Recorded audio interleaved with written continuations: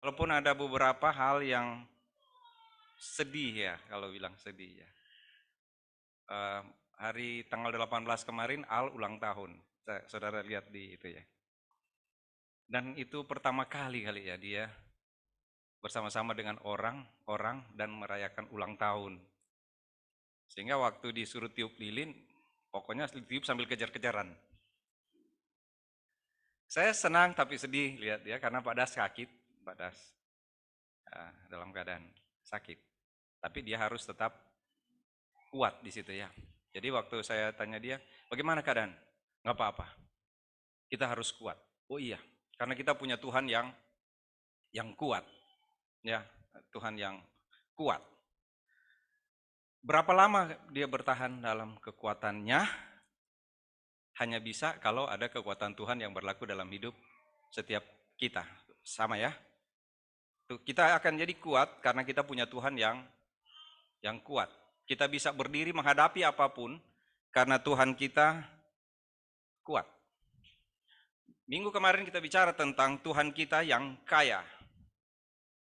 Di dalam Alkitab dikatakan di Efesus pasal 1 yang dibacakan tadi, supaya kamu mengerti betapa kayanya kemuliaan bagian yang ditentukannya bagi orang-orang kudus, supaya kamu dapat melihat betapa kayanya Allah kita. Kalau kita berpikir kaya, ya kalau kita bilang kaya, oh segala sesuatu ada di dia ya. Tidak ada yang tidak ada di dia. Kalau ada orang kaya di dunia ini kan masih ada juga yang nggak ada di dia. Ya, banyak sekali dia punya segala sesuatu, nggak mungkin ya kita bilang gitu ya. Karena pasti ada bagian dalam hidupnya yang nggak ada. Tapi kalau Allah, dia pemilik segala sesuatu. Oke, taruhlah siapa yang penguasa di dunia ini, yang apa itu raja lah di dunia ini. Tapi dia pasti tidak memiliki kuasa atau tidak memiliki yang bisa dia atur untuk sesuatu di luar hidup ini. Kalau ada yang kaya sekali, maka yang dapat dia atur cuma yang ada di dunia ini. Seselesai dunia ini, pasti dia nggak bisa atur. Nah Allah kita, Allah yang mengatur bahkan sebelum dunia ini ada.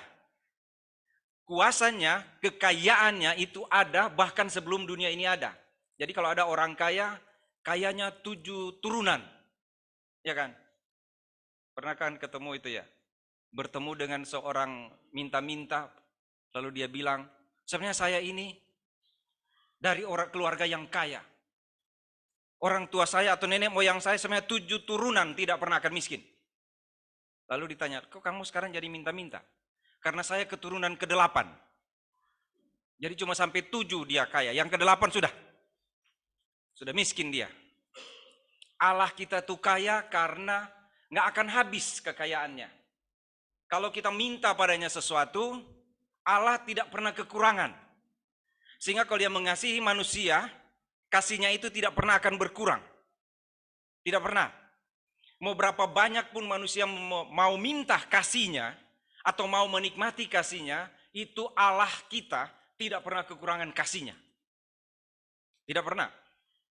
Tidak akan berkurang sedikit pun, seperti mata air. Mungkin mata air akan bertambah terus. Tapi mata air bertambah kan? Tuhan tidak bertambah dan tidak berkurang. Tidak berubah, itu Tuhan kita.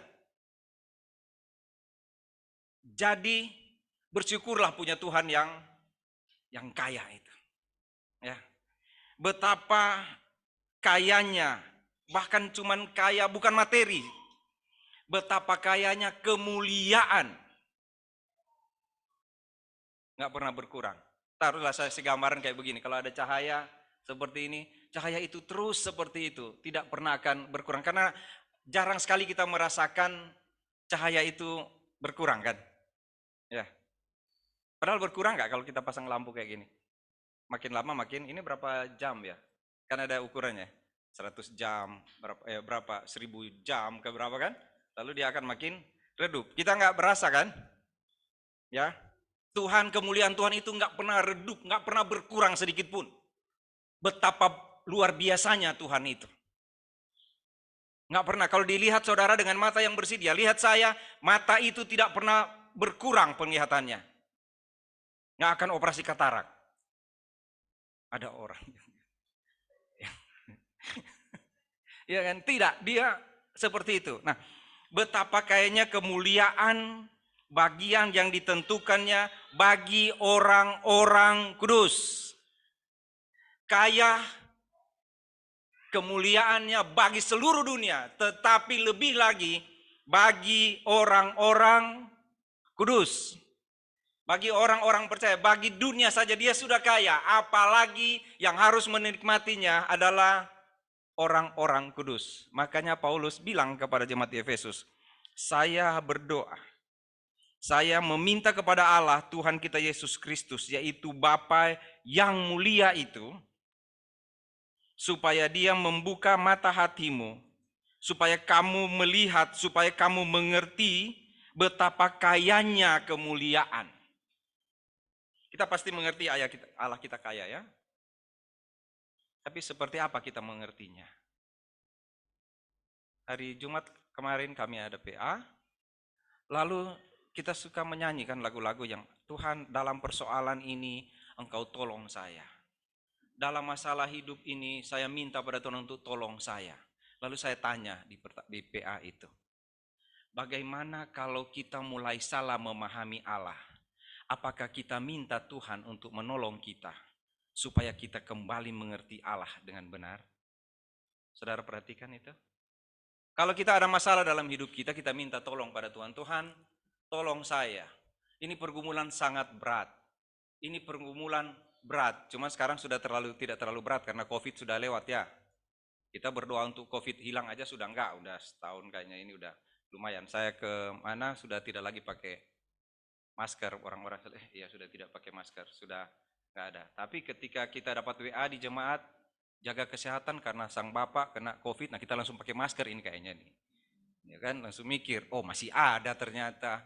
Kita pikir dia udah ngumpet gitu kan. Saya tanya kepada saudara-saudara seiman itu, kalau kita susah, kalau ada pergumulan dalam hidup kita, usaha kita, masalah-masalah dalam hidup kita minta pada Tuhan untuk tolong kita, benar ya? Tuhan tolong saya untuk setiap masalah ini. Allah saya kaya, tolong saya Allahku. Beri saya yang terbaik dalam hidup saya, tolong beri yang terbaik. Jangan buat saya susah, jangan buat saya menderita, buat saya kaya seperti yang Engkau janjikan itu. Tapi pertanyaannya adalah, apakah kalau kita mulai salah memahami firman Tuhan, atau ketika ada ajaran yang menyimpang dari kebenaran firman Tuhan, apakah kita mau berdoa pada Tuhan, Tuhan tolong saya, supaya saya tetap mengerti firman Tuhan dengan benar, supaya saya dapat menerapkan firman Tuhan dengan benar. Berapa banyak orang yang mendoakan itu? Saya kira jarang. Kalau saya tanya sekarang pada saudara, pernahkah saudara berdoa itu? Atau cuma berdoa kalau ada pergumulan? Bukan bagaimana bahayanya nanti kalau pengajaran tentang firman Tuhan itu dibelokkan. Atau mungkin sudah salah dan kita tetap berjalan dalam kesalahan itu. Sehingga seharusnya lah kita tanya pada Tuhan, Tuhan apakah masih saya berdiri di dalam kebenaran firman Tuhan? Seperti Paulus, tolong buka mata hati saya, beri saya penglihatan yang benar, supaya mengerti kemuliaan betapa kayanya kemuliaan yang ada padamu. Karena orang sudah salah mengerti firman Tuhan, sudah mengabaikan firman Tuhan, tapi masih merasa hidup aman dalam dunia ini. Dan itu sangat berbahaya. Apa yang Alkitab katakan tentang Tuhan? Kasihlah Tuhan dengan segenap hati, jiwa, dan akal budi. Ya, bahaya sekali kalau sudah salah dan kita kira kita masih berada di jalur yang benar. Semoga mata hati kita, itu dibilang kepada Paulus, bilang kepada jemaat Efesus, supaya ia menjadikan mata hatimu terang, agar kamu mengerti pengharapan apakah yang terkandung di dalam panggilannya, betapa kayanya kemuliaan bagian yang ditentukannya bagi orang-orang kudus. Saudara, orang kudus itu ditentukan menikmati kekayaan kemuliaan Tuhan. Kekayaan saja sudah enak kan? Maksudnya gini, saudara mau minta apa pada Tuhan, Tuhan beri. Kan? Kemarin saya coba bilang kepada saudara dan saya tahu saudara agak berat mendengar itu, karena saya ditegur sesudah itu bahkan sampai di rumah.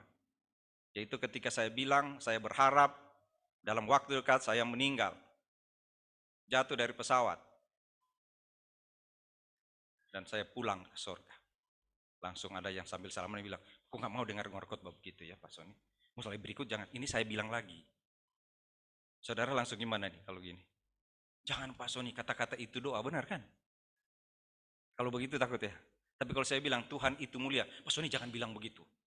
Nanti bagaimana kami? Ada nggak bilang begitu? Coba saudara perhatikan, kalau yang jelek kita takut sekali. Ya kan? Wah, saya berharap nanti kalau saya pergi dan jatuh dari pesawat, dan supaya dapat jemaat ini dapat apa itu? Asuransi? Supaya bayar sewa aman gitu kan? Supaya bayar sewa aman. Jangan begitu Pak Sony. Atau siapa yang mau ganti coba supaya kita dapat ini, ada nggak? Ada yang mau ganti? Kalau saya nggak boleh, nah siapa kira-kira mau nggak bilang begitu? Jangan apa? Saudara tahu kan kesaksian kenapa kita ada bergereja di BSD kan? Saudara tahu kesaksiannya? Ini ada Pak Lexi di Pulau. Tahu kesaksiannya? Kenapa akhirnya kita bisa ibadah di Ruko P6? Saudara tahu? Tahu kan? Ketika saya kecelakaan, ya. Kaki kanan hancur, berantakan. Waktu itu saya sempat bilang, masih ada kaki kiri Tuhan. Kalau Tuhan masih mau ambil, ambil. Asalkan pelayanan bisa berjalan maju. Saudara nggak mau dengarkan itu, tapi sudah terjadi loh. Ya. Untuk sekarang ini berapa banyak orang yang berkorban habis-habisan untuk pelayanan? Berapa banyak? Semua ya? Terima kasih. Semua sudah berkorban. Nah, betapa kayanya, apa yang kaya sih? Kemuliaan. Saudara tahu nggak, malah mulia itu dalam hal apa? Hidup dalam kekudusan kan? Ya kan? Soalnya kita akan bilang, Tuhan beri saya kemuliaan untuk hidup kudus. Beri saya kemuliaan supaya saya mengasihi. Beri saya kemuliaan supaya saya bisa membantu orang lain, mengasihi orang lain. Beri saya kemuliaan supaya saya aktif dalam apapun yang Tuhan kehendaki dalam hidup saya. Itu kaya dalam kemuliaan. Bukan gini, Tuhan Engkau kaya, berilah saya uang. Seperti lagu dunia itu kan. Penguasa, berilah aku hambamu uang. Nggak tahu dia lagu itu ya. Itu lagu saya dulu. Ya, penguasa, berilah hambamu uang. Karena yang dipikirkan adalah materi. Sekarang lihat di sini. Betapa kayanya kemuliaan. Yang berikut, betapa hebat kuasanya. Kalau dia cuman kaya dan tidak hebat kuasanya, kekayaannya bisa berkurang. Tuhan itu maha kuasa, saudara bayangkan begini.